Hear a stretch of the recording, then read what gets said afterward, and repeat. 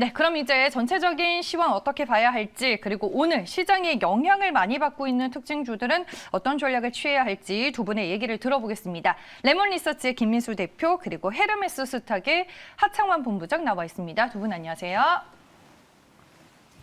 네, 먼저 시장 얘기를 좀 짚고 넘어가 보도록 하겠습니다. 김민수 대표님, 네. 뭐 최근에 나오는 지표들이 또 상당히 중요해지고 있는 시점이잖아요. 인플레이션과 관련해서.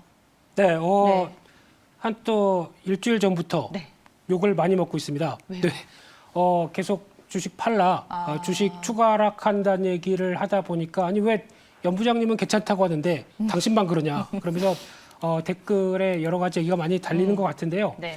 그냥 뭐 리얼 코멘트다 보니까 보이는 그대로 얘기해야 되겠죠. 근데 지금 시장에서 이제 불안 요인들이 그동안 나오지 않았던 여러 가지 흐름들이 약간 도출되면서 나오는 과정 속에서 외국인들의 매도가 거칠다고 하게 되면 일단 받아주는 세력이 있다고 하더라도 뭐 개인 중심의 유동성이 있다고 하더라도 이를 단기간으로 빠르게 압박을 받을 수밖에 없다라는 쪽은 당연히 염두를 하셔야 될 것 같고요.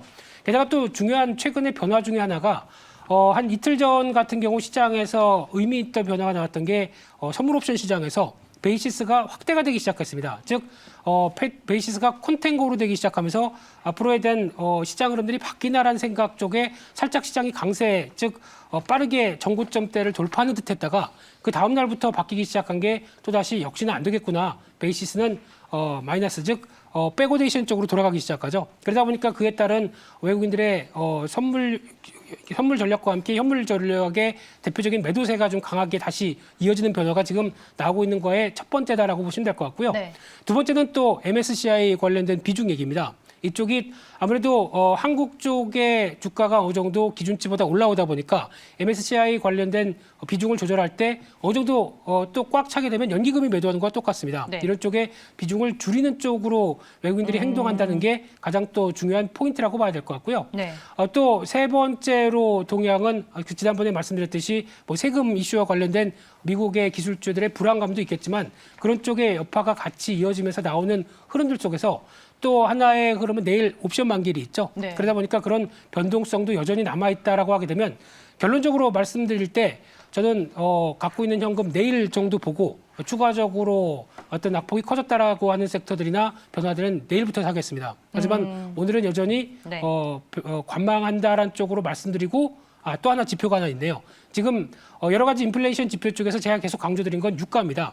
유가의 동향들의 변화가 좀 와야 될 것 같은데 지금 시점 쪽에서 유가가 지난번에 이란의 제재 해제와 관련돼서 미국과 협상하고 있는 얘기가 나오고 있는데 이런 상황을 보다 보니까 이번엔 베네수엘라가 나도 그러면서 미국과 협상하겠다라고 마두로 대통령이죠. 얘기가 나오기 시작하면서 또 변화가 들어오기 시작하게 되면 아마 미국은 이를 환영할 겁니다. 왜냐하면은 어떤 제재가 해제가 되는 쪽이 나오다 보면은 오히려 공급이 늘어나는 변화가 나왔을 때 유가는 하향 안정될 수가 있겠죠. 그래서 결론적으로는 유가가 지금 65달러대 이상은 부담입니다. 네. 그래서 한 적어도 급하게 하락하지 않는 한 60달러대 안쪽에서 위치를 했었을 때 어떤 인플레이션의 압력이나 그리고 또 기술주들의 전반적인 시각들이 또 바뀔 수 있다는 점에서 유가에 대한 변수도 같이 인플레이션의 지표로 확인하셨으면 좋겠습니다. 네, 시장의 변동성은 우리가 또 관리를 할 필요성이 있다라고 지속적으로 말씀을 해주시는 것 같고요. 많은 또 오늘 시청자분들께서 소신 있는 발언 응원합니다. 김민수 대표님 화이팅 힘내세요라고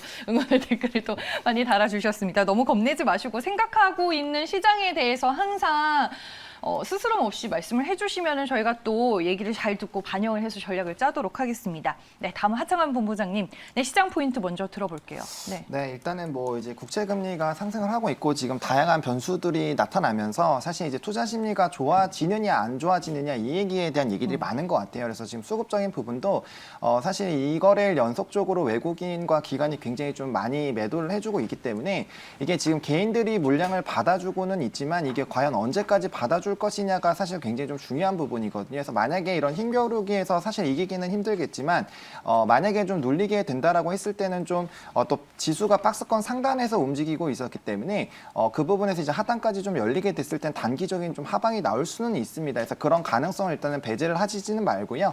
그다음에 일단은 일단 대표적으로 미국 증시가 좀 흔들리게 됐었던 그런 요인 중에 하나가 이제 뭐 국채 금리에 대한 얘기가 또 계속적으로 나오고 있습니다. 뭐 그러다 보니까 자연스럽게 그와 관련된 좀 수혜가 될 수 있는 뭐 금융주에 대한 관심을 일단 좀 가져보실 필요는 있고요. 이미 뭐 주가에는 좀 선반영이 되어 있기는 한 상황이지만 추가적으로 상승할 수 있다라는 그런 관점으로 좀 접근을 해보시면 괜찮지 않을까라고 보고 있는 그런 상황이고, 인플레이션에 대한 얘기들은 계속적으로 나오고 있습니다. 따라서 좀 그 부분에서 수혜를 받을 수 있는 종목군들 중에서 최근에 굉장히 좀 크게 상승하고 있는 쪽이 뭐 푸드나 식음료 쪽이거든요. 그래서 네. 그와 관련된 부분들 중에서는 뭐 이제 뭐 이미 신세계 푸드처럼 많이 올라간 종목도 있지만 뭐 롯데칠성이나 이런 종목군들처럼 이제 바닥권에서 이제 막 시작하는 종목군들도 많이 있다 보니까 그런 쪽에 대한 포트를 하나 만들어 놓으시는 것도 이런 시장의 흐름에서 괜찮지 않을까라고 좀 보고 있는 그런 상황이고요. 또 원자재 중심의 시장은 계속적으로 좀 이어져 나가고 있습니다. 뭐 철강이라든지 구리, 뭐 알미늄, 뭐 이제 곡물 관련된 종목군들 굉장히 좀 잘 움직이고 있기 때문에 원자재에 대한 이런 흐름들은 사실 단기적으로 좀 끝나기는 어렵습니다. 그래서 시장이 흔들리더라도 관련된 섹터는 굉장히 강하게 움직일 가능성이 크고 또 다소 눌리더라도 빠르게 회복이 될 가능성이 높기 때문에 해당 관련된 섹터들의 좀 비중을 확대를 해보시는 거를 좀 추천을 좀 드려보도록 하겠고요. 그다음에 뭐 말씀해주신 것처럼 뭐 이제 옵션 만기일에 대한 그런 변수들도 있습니다. 그래서 시장의 변수가 될 수 있는 그런 여러 가지 요인들을 좀 잘 체크해 보시면서 좀 변동성에 대응을 해보시라라고 말씀을 드려보도록 하겠습니다. 네, 알겠습니다. 시황에 대한 리얼 코멘트를 저희가 먼저 들어봤고요. 오늘 이제 개장 전부터 좀 시장에서 이슈가 됐었던 종목이 있습니다. 삼성바이오로직스입니다. 한 언론의 단독 보도가 있었습니다. 삼성바이오로직스와 화이자의 빅딜로 8월부터 이제 양산에 들어갈 것이다 이런 얘기가 있었는데 결국에는 풍문과 보도에 대해 삼성바이오로직스가 공식적인 공시를 내놨습니다. 이 사실 무근이다라고 얘기를 한 건데요. 이 금일자로 한국경제신문이 보도한 삼성바이오 화이자 백신 맞는다라는 기사에 대해서 사실이 아닙니다라는 공시 내용이 또 나오면서 이게 사실이냐 아니냐 또 이런 얘기들이 시장 안에서 많은 이슈가 되고 있습니다. 아직 설비를 준비하고 있는 상황은 아니다라는 게 삼성바이오로직스 측의 입장인 것 같은데 네, 주가는 일단 오늘 뭐 상승 쪽으로 반응을 하기는 했습니다. 하지만 상승폭이 그리 크지는 않고 3%대로 움직이고는 있는데 최근에 이런 보도와 함께 또 시장에서 이슈가 됐었던 사례들이 있잖아요. 김민수 대표님, 그렇죠? 네, 이제는 네. 언론에서 나오는 거 좀 가려 들어야 될 것 같고요. 네. 곧이곧대로 믿었다가 또 좀 빠르게 또 번복되는 얘기가 많다 보니까 참 언론도 가려들어야 되는 현실이 좀 슬프긴 한데, 네. 근데 중요한 부분들은 삼성바이오로직스와 화이자의 관계에 대해서 시장이 생각하는 부분들이 일단 과거에도 저희가 백신 때문에 고생을 할 때 직접 날아가서 제 드래곤이셨죠? 네, 이분께서 이 연관성을 갖고 뭔가 이제 결과를 냈다라는 관점 쪽에서 아마 이번에도 삼성과의 관계가 끈끈하기 때문에 뭔가 어떤 백신 생산에 대한 얘기가 뭐 지금은 당장은 부인해도 진행이 되는 게 아닐까란 어떤 기대감들이 지금 반영되면서 움직인다고 봐야 될 것 같고요. 그만큼 화이자라고 하는 좀 큰 제약사가 그만큼 믿고 맡길 수 있는 특히 이제 CMO 같은 경우를 하게 되면은 여러 가지 그에 응하는 준하는 기술이나 그에 따른 이제 대량 생산의 능력들을 다 같이 볼 텐데 그만한 회사가 지금 손꼽히는 쪽이 게 별로 없다라고 하게 되면 그래도 지금 세계 최대죠. 이런 규모로 봤었을 때 개연성이 높다고 시장은 반응하는 걸로 보여지는 게 가장 첫 번째 이유고요. 두 번째는 제가 생각하는 건 삼성바이오로직스의 실적인 것 같습니다. 네. 특히 지금 삼성바이오로직스를 보게 되면 약간 월봉상으로 제약주를 바이오주를 월봉을 보는 건 좀 이해가 안 된다고 보신다고 하더라도 삼성바이오로직스는 다릅니다. 지금 월봉의 패턴을 본다고 하더라도 뚜렷하게 보이는 게 저점이 계속 낮아갑니다. 그렇다는 얘기는 이 회사가 지금 갖고 있는 여러 가지 능력이나 앞으로의 벌어들일 성장성에 대해서 시장이 반응하는 흐름들은 그렇게 크게 부정적이지 않다라고 봐야 될 것 같고요. 그만큼 3공장까지 추진하면서 이끌어왔던 여러 가지 변화와 함께 이제 4공장까지 들어갑니다. 네. 그러면 그에 따른 캐퍼는 계속 늘어나는데 거기서 이제 제약 바이오 섹터에 대한 특히 이제 이쪽은 앞으로 이 코로나19뿐만 아니라 앞으로 인류가 맞이해야 될 여러 가지 질병들이 더 커진다라고 하게 되면 그에 따른 생산 능력에 대한 어떤 거점에 대한 흐름들을 계속 맞아가고 있다는 표현의 흐름들로 보여준다고 하게 되면 삼성바이오로직스는 바이오주 중에서 가장 탑픽으로 봐야 될 모습들이 아닐까 생각되고 있고요. 그런 쪽에서 타이밍이 문제겠지만은 지금 같은 경우는 일단 시장에서 그렇게 부정적으로 보지 않는다는 점들 염두를 하시면서 보시는 게 좋다고 생각됩니다. 회사는 아니라고 했지만 주가가 오르는 거는 조금 기대감이 더 반영이 되고 있는 모습인 거예요? 저는 거기다 실적까지 말씀드리고 싶고요. 오, 네, 네. 지금 회사 IR 할 때 밝혔듯이 1분기가 저점이다. 지나가게 되면 계속 가동률 높여가면서 분기는 실적은 계속 고점을 이룰 것이다라고 하게 되면 그런 부분들도 아마 영향을 받았으리라고 보여지고 있고요. 네. 아마 제가 보기에는 공매도 세력들이 좀 무서워할 것 같습니다. 네. 그럼 홀딩 의견이시겠네요? 홀딩입니다. 네. 알겠습니다. 네, 다음 하창한 본부장의 의견도 들어볼게요. 네, 뭐 저도 비슷한 관점이기는 한데요. 네. 일단은 뭐 이제 말씀드리지 않은 부분으로 좀 말씀을 드리면 CMO 시장이 굉장히 좀 기대가 되고 있습니다. 사실 이제 뭐 관련된 종목군들 뭐 삼성 바이오로직스가 아니더라도 맞아요. 뭐 바이넥스라든지 뭐 다른 이제 뭐 러시아 백신 관련된 종목군들이나 뭐 그런 ST팜도 있고. 네, 그렇죠. 이제 그런 관련된 종목군들이 앞으로 CMO 시장이 굉장히 좀 커질 것이다라는 기대감으로 사실 굉장히 좀 성장세를 좀 보여주고 있는 그런 흐름이기 때문에 근데 그 중에서도 뭐 말씀해주신 것처럼 삼성바이오로직스는 이제 전 세계적으로도 굉장히 좀 큰 캐파를 가지고 있고 앞으로 이제 증설을 통해서 더 커져 나갈 확률이 굉장히 높습니다. 그리고 이제 글로벌화가 계속적으로 좀 진행이 되다 보니까 앞으로 지금 코로나19가 지금 이슈가 되고 있지만 그 다음에도 어떠한 질병들이 또 나타날 수가 있고요. 그렇게 됐을 때는 이제 CMO 쪽에 대한 관심은 커질 수밖에 없다라고 보시면 될 것 같습니다. 그래서 그런 기대감들을 계속적으로 가지고 있다라고 보실 필요가 있겠고요. 만약에 화이자 이슈가 만약에 팩트가 아닐지언정 이런 좀 산업적인 흐름으로 봤을 때 계속적으로 우상향할 가능성이 크고 또 말씀 주신 것처럼 이제 실적이 저점이고 앞으로 가면 갈수록 굉장히 좋아진다라는 그런 흐름들로 이 종목을 보게 됐을 때 충분히 좀 기대를 해볼 수 있겠다라고 볼 수가 있겠고 그다음에 만약에 사실 그런 부분들이 뭐 이제 팩트가 아니라고 체크가 나왔으면 그 부분으로 만약에 주가가 많이 올랐다고 친다라면은 사실 지금 상황에서 좀 주가가 내려 꽂을 가능성이 굉장히 큰데 그래도 좀 견조하게 버텨주고 있다라고 하는 걸 봤을 때 이 부분에 투자하고 계신 분들도 뭐 그게 아니더라도 뭐 CMO 쪽 계속적으로 좋을 거지라는 그런 생각으로 좀 보고 있지 않을까라고 좀 말씀을 드려보도록 하겠습니다. 네, 알겠습니다. 저희가 시황에 이어서 삼성바이오로직스 이슈까지 먼저 첫 번째 내용으로 다뤄봤고요. 이제 특징주 분석해 보겠습니다.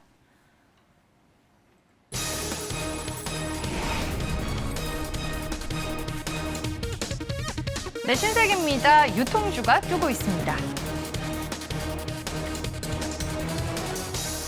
네, 오늘 백화점 유통주는 소폭의 조정을 받고 있습니다. 신세계 1%대로 주가 하락세 나타내고 있고요. 31만 8천 원에 거래가 되고 있습니다. 오늘 1분기 실적 발표를 앞두고 있는데요. 시장 예상치 보겠습니다. 매출액은 1조 3,391억 원 예상이 되고요. 영업이익이 전년 대비 큰 폭의 증가세가 확인이 되고 있습니다. 892억 원으로 추정이 되고 있습니다. 지금 백화점의 회복 강도도 상당히 높고 면세점 사업 역시 하반기부터 점진적인 수요 회복이 전망이 되고 있습니다. 최근에 또 증권사들이 신세계에 대한 목표 주가를 올리고 있는 걸로 알고 있는데 김미수 대표님의 투자 의견 들어보겠습니다. 이 종목은 살까요, 팔까요? 네, 살까요가 맞을 것 같고요. 네. 근데 살까요라고 해서 지금 당장 사는 것보다 지금 뭐 흔들리면은 계속 비중을 늘려볼 만한 자리라고는 생각 들고 있는데 그런 쪽에서 신세계를 바라보는 것 중에서 특히 이런 유통주 관련된 쪽에 이번에 지표를 발표할 때 좀 눈여겨 보셔야 될 부분들이 네. 아마 지금 아까 보셨던 것처럼 뭐 2,600% 늘어난다. 이 부분은 착시 효과입니다. 기저 효과 작년에 순이익 영업이익이면 30억 대인가 그랬을 것 같습니다. 그러니까 몇십억 대 대비해서 이제 원래대로 돌아오다 보니까 그에 따라서 나오는 착시 효과를 제거하고 아마 신세계가 적어도 분기 영업이익이 1,000억 대 전후로는 나오는 게 정상적이지 않을까로 바라보고 있는데 그 정도 눈높이가 맞아가는지가 가장 큰 관건이고요. 그렇게 됐었을 때 일단 저희가 보통 알고 있는 이제 코로나 이전 수준과 이제 비교를 해보면서 유통주에 대한 동향들이 이제 본격적으로 좋아지는구나 아니면 그보다 더 본격적인 소비가 보복 소비가 나오면서 실적에 대한 변화가 나오는가를 판단해야 될 것 같은데 아직까지는 개인적으로는 좀 강하게 나오는 수준보다 회복되는 정도까지밖에 못 보고 있는 상황 쪽에서 신세계가 갖고 있는 또 하나의 면세점 쪽이죠. 네. 이쪽이 얼만큼 가세가 될 것이냐가 좀 관건이기 때문에 가세되게 되면은 한 단계 또 레벨업 되면서 하반기를 기대할 수는 있겠죠. 근데 그 시간이 좀 필요할 것 같습니다. 그렇기 때문에 지금은 너무 여기서 공격적으로 대응하실 상황은 아니라고 생각되고 있고요. 혹시나 싸게 사셨던 분들이 파실 기회다라고 하게 되면 그것도 저는 하시면 되겠다고 생각되고 있는데 네. 하지만 흔들리면 다시 사보는 기회로 마련하셔야겠죠. 그런 쪽에서 유통주들은 일단 어떤 기준치를 확인하고 대응하자 이렇게 말씀드리고 싶습니다. 네, 알겠습니다. 먼저 신세계 얘기를 들어봤고요. 그럼 이제 전체적으로 유통주들 또 하창한 본부장님은 어떤 관점으로 보고 계시는지 궁금하네요. 네. 저는 일단 긍정적으로 보고 있습니다. 뭐 일단 뭐 유통주가 뭐 오프라인 매장들뿐만 아니라 이제 뭐 쇼핑이라든지 이런 쪽에 대한 그런 부분인데 사실 일단 오프라인 매장 같은 경우는 굉장히 좀 사람들이 많이 늘어나고 있습니다. 뭐 최근에 이제 뭐 주말에 아울렛이나 이런 데 한번 가보시면 아시겠지만 정말 사람이 어마어마하게 있습니다. 정말 많은 그런 상황이고 또 날씨도 굉장히 좋았다 보니까 또 야외 활동이 많이 늘어나는 시즌이고요. 또 뭐 백신에 대한 접종들이 또 늘어나고 있다 보니까 그리고 또 코로나 상황이 또 워낙 오랫동안 지속이 되다 보니까 이제 그런 방역 대책에 좀 이제 적응이 된 거겠죠. 그래서 그런 흐름들로 봤을 때 이제 실적적인 부분이나 이런 기대감들은 계속적으로 좀 확산이 될 수 있지 않을까라고 보고 있는 상황이고요. 일단 오프라인 매장에 대한 이용객들이 굉장히 많이 늘어나고 있기 때문에 뭐 백화점 관련된 종목군들 그리고 이제 아울렛 관련된 그런 종목군들은 굉장히 좀 일단 긍정적으로 보실 필요가 있겠고 그 흐름이 좀 유지가 되지 않을까라고 보고 있는 상황이고요. 뭐 최근에 또 이제 뭐 면세라든지 뭐 그 편의점이라든지 이런 또 개별적인 또 유통 관련된 부분에서도 기대감이 나타나고 있고요. 그런 이제 소비가 계속적으로 늘어나고 있는 그런 부분에 좀 이제 집중을 하다 보니까 자연스럽게 주가는 이미 좀 반영이 되어 있는 그런 상황입니다. 근데 이제 이게 눌려왔었던 보복 소비가 이제 계속적으로 나타난다라고 생각이 좀 들고 있는 상황이고 사실 이제 한번 그렇게 좀 이제 우리가 움직이기 힘들지 이게 또 적응이 되다 보면 또 그와 관련된 소비가 지속적으로 좀 나타날 수가 있거든요. 그렇기 때문에 이런 실적적인 부분에서는 굉장히 좀 긍정적으로 나올 수 있겠다라고 볼 수 있고요. 뭐 지금 위치적으로는 대부분이 좀 단기적으로는 고점이라고 좀 느껴질 수가 있기 때문에 만약에 현재 위치가 좀 부담스러우시다라고 하신다면은 뭐 21선 조정 나왔을 때 한번 편입을 해보신다라는 그런 관점으로 보시면 좋을 것 같고 아니다 나는 가는 종목이 더 갈 것 같다라고 생각하셔서 좀 편입을 하시는 분들 같은 경우는 이제 11선으로 좀 대응을 하셔가지고 단기 대응에는 좀 집중을 해보시고 그다음에 이제 다시 눌렸을 때는 좀 비중을 확대를 해서 모아가시는 전략으로 좀 끌어가 보셔도 좋은 그런 섹터이지 않을까라고 말씀을 드려보도록 하겠습니다. 네, 알겠습니다. 유통주에 대한 전략까지 들어봤고요. 다음 특징주 확인해 보겠습니다.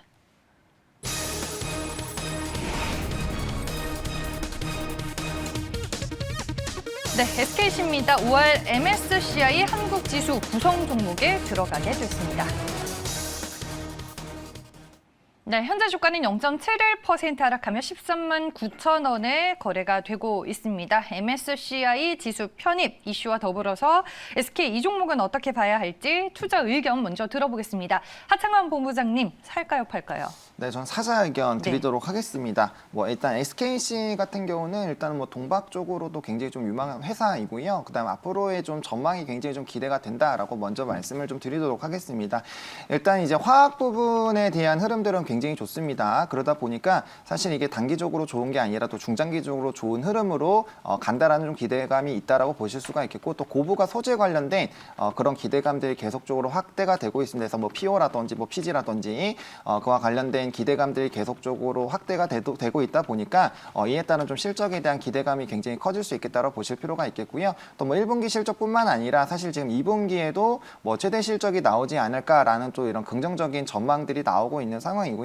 이제 동박 같은 경우는 이제 모빌리티 쪽으로 좀 연관이 될 수가 있는데 사실 이제 모빌리티 관련된 쪽은 좀 다소 뭐 이제 반도체 품귀 현상이나 이런 부분들에서 약간의 영향은 있었지만 저는 중장기적으로 봤을 때 결과적으로 친환경적인 사업의 흐름들은 계속적으로 나아갈 수밖에 없는 부분이지 않을까라고 보고 있습니다. 그래서 계속적으로 시장이 커질 수밖에 없고요. 그에 따른 수혜를 좀 톡톡히 이뤄내지 않을까라고 보고 있고 뭐 증설이나 이런 또 관련된 또 이슈가 있다 보니까 그와 관련된 흐름들도 좀 체크를 해보실 필요가 있겠고 또 이제 실적 증권가에서도 결과적으로는 실적들이 굉장히 좋아진다라는 거에 따라서 뭐 목표가 상향이라든지 긍정적인 얘기들이 나오고 있다 보니까 이런 흐름들도 결과적으로는 좀 기대감으로 볼 수 있다라고 볼 수가 있겠고 또 MSCI 편입에 대한 부분들 물론 MSCI 편입이 된다라고 해서 무조건적으로 이제 주가가 우상향을 한다라고 보기는 없지만 그 MSCI 지수에 편입이 되게 됐을 때 이제 수급적인 부분으로는 개선에 대한 기대감들이 많이 커질 수가 있거든요. 그래서 그에 따른 근데 뭐 그게 당장 오늘 반영 반영되는 건 아니에요? 그렇죠. 오늘 네. 반영된다라고 보기는 어렵고요. 이제 기간이 있다 보니까 중장기적으로 좀 보시는 흐름으로 좀 접근을 해보셔야겠다라고 말씀을 드리겠고요. 일단 아무리 MSCI 지수가 편입이 되더라도 결국엔 본업이 얼마나 잘 성장을 하고 있는지 그리고 업황이 계속적으로 긍정적으로 유지가 되는지 그런 부분들이 보다도 주가에는 긍정적인 영향을 미칠 수가 있기 때문에 그 부분에 따라서 이제 같이 좀 보조적인 역할로 주가의 상승에 기여를 할 수 있는 그런 부분으로 좀 보시는 게 맞지 않을까라고 말씀을 좀 드리겠고요. 또 뭐 반도체 쪽에 관련된 이런 성장에 대한 기대감들도 있다 보니까 뭐 전방위적인 그런 기대감들이 있다라고 말씀을 좀 드려보도록 하겠습니다. 네, 알겠습니다. 그럼 오늘 5월 MSCI 지수 편입된 종목과 또 편출된 종목들이 어떤 것들이 있는지 먼저 정리를 쭉 해보고 김민수 대표님의 의견을 들어보겠습니다. 앞서서 뭐 얘기를 나눴던 SKC 들어가고 HMM, 하이브, 녹십자가 이번에 편입이 됩니다. 4개 종목이. 반면에 이제 편출이 되는 종목들 저희가 알려드릴게요.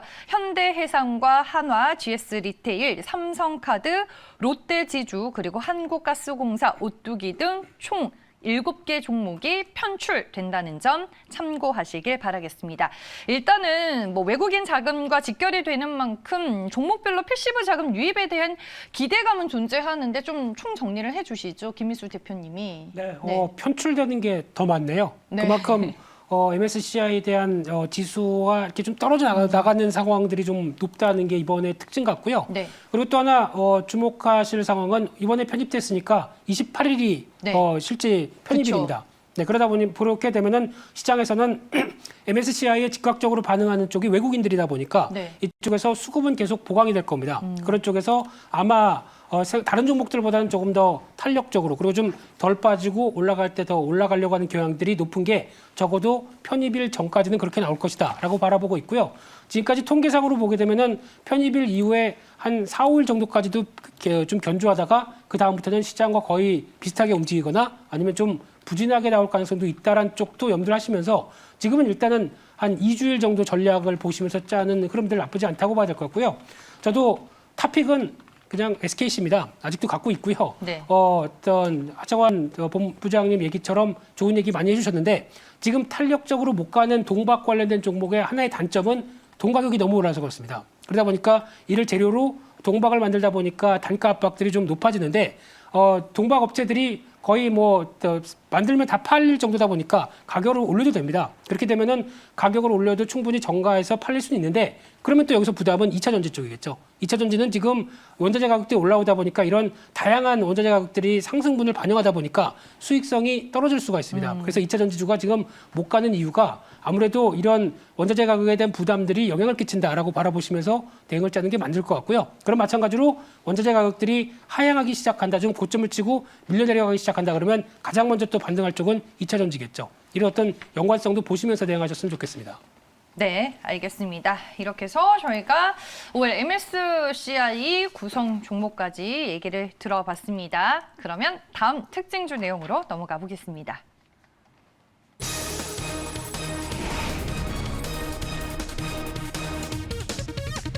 네, 현대차 그룹 쭉 오랜만에 얘기를 나눠보겠습니다. 네, 현대차와 현대미아, 현대모비스 모두 상승을 하고 있고 오늘 현대미아가 6% 넘게 오르면 상당히 눈에 띄는 행보를 나타내고 있습니다. 오늘 운송장비, 그러니까 자동차 업종에 대해서는 외국인과 기관 모두 동반 순매수세를 나타내고는 있는데 뭐 현대차 그룹주들 궁금해하시는 개인 투자자분들이 또 상당히 많으니까 오랜만에 또 김민수 대표님께 의견을 들어보겠습니다. 살까요, 팔까요? 네, 강력 매수입니다. 네, 지금 네. 기조 쪽에서 자동차 쪽을 안 좋게 보는 하나의 요인은 그거밖에 없죠. 차량용 반도체 언제 풀리나, 이 언제 돌아가나라고 했는데 아직까지 알려진 쪽은 그렇다고 국내 공장도 마찬가지겠지만 지금 현대기아차가 셧다운을 오래 하는 적은 없습니다. 간혹 그리고 라인별로 셧다운을 하다 보니까 아직 그렇게 심각하지는 않구나라는 쪽은 나오고 있고요. 게다가 또 한 6월 넘어가게 되면 좀 풀리지 않을까로 바라보고 있는 게 어느 정도 중론인 만큼 이런 변화가 나왔었을 때 기대감은 또 높아질 수 있겠다라고 하게 되면 결론적으로는 지금이 기회겠죠. 그런 쪽에서 4월달 지표를 보게 되면 드디어 현대기아차가 지금 미국 시장 점유율이 10%가 넘어갑니다. 이거는 과거에 보여주지 못했던 점유율을 보여주기 시작한다라고 하게 되면 그만큼 강한 드라이브라고 봐야 되겠죠. 그래서 여기서 이제 계속 말씀드렸듯이 중국만 살짝 성과가 나온다라고 하게 되면 당연히 현대기아차는 강하게 움직일 수밖에 없는데 그런 쪽에서 변화를 보게 되면 지금은 조정시 사는 게 맞겠다라고 다시 한번 강조드리고요. 요즘 또 자동차 쪽 많이 보다 보니까 또 관심 있게 보는 부품주가 몇 개 생겼는데요. 그중에 첫 번째가 좀 올랐습니다. 아쉽게도 올랐는데 더 갈 것 같은 대표적인 게 DTR 오토모티브라고 있습니다. 이 회사가 과거에 동아타이어죠. 거기서 네. 고무사업부가 분할돼서 나온 회사인데 최근에 많이 올랐네요. 어제 신고가였고. 네, 근데 쌉니다. 아직 밸류가 축전기 관련된 쪽에서 이게 뭐 내연기관 쪽에 중점이냐 아니냐 논란이 있다고 하더라도 여전히 지금 앞으로 어떤 지금 2차 전지 관련된 쪽뿐만 아니라 다른 쪽도 분명히 쓸 부분들이 높겠다는 쪽에서 여전히 지금 올해 나올 실적 대비해서 여전히 싼 부분들이 높다는 쪽에서 흔들리게 되면은 계속 관심 있게 보셨으면 좋겠고요. 네. 두 번째는 친환경 관련된 부품 쪽으로 잘 적응하고 있는 SL입니다. 이 회사도 관심 있게 보셨으면 좋겠습니다. 네, 알겠습니다. 두 가지 종목 얘기를 해주셨습니다. 오늘 두 종목 모두 다 상승을 하고 있네요. DTR 오토모티브 같은 경우에는 최근에 주가가 많이 오르기는 했지만 밸류 측면에서 추가적인 상승 예상해 볼 수 있다라고 얘기해 주셨고 SR도 뭐 전고점까지 다 올라왔는데 추가 상승 흐름 또 가능하다라고 의견을 주셨습니다. 네, 오늘 두 분과 종목 분석은 여기까지 하겠습니다. 오늘 말씀 고맙습니다.